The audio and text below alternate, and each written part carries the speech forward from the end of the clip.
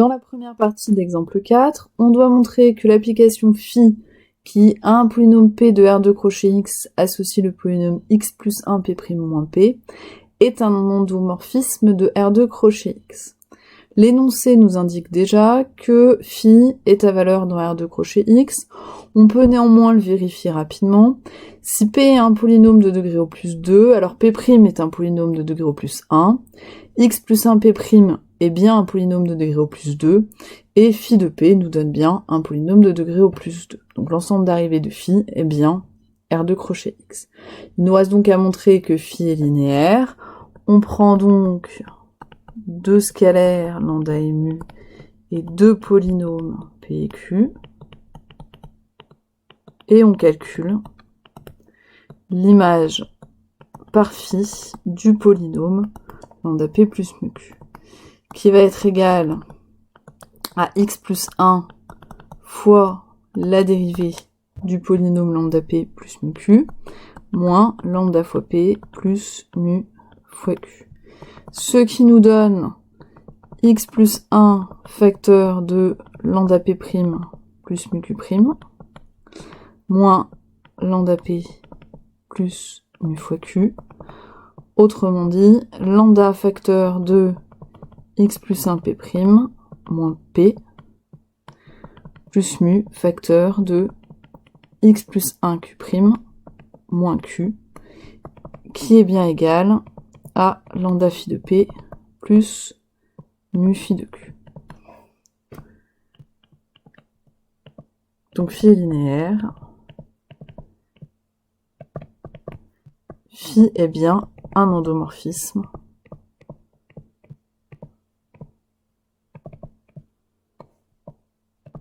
de R2 crochet X. Nous devons ensuite donner sa matrice dans la base canonique.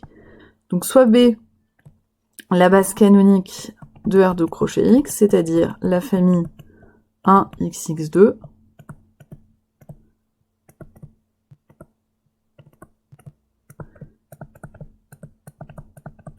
la matrice dans la base B de l'endomorphisme phi n'est autre que la matrice dans la base B de l'image de la famille B par phi. Autrement dit, de la famille phi de 1, phi de x carré.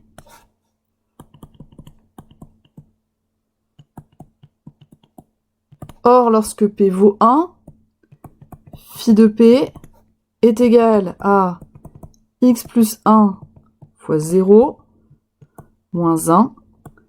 Donc, phi de 1 vaut moins 1.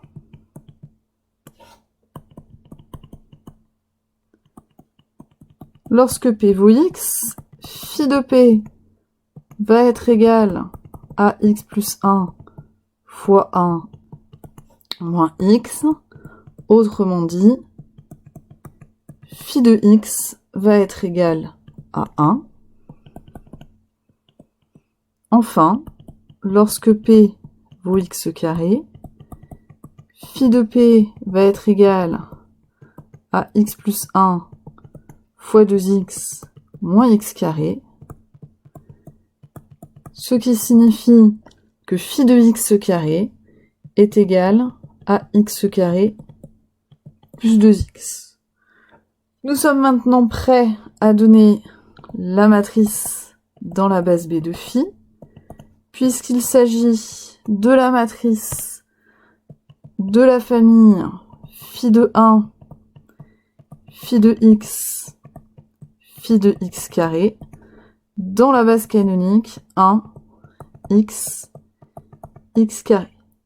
La première colonne correspond aux coordonnées de phi de 1 dans la base canonique, qui sont moins 1, 0 et 0.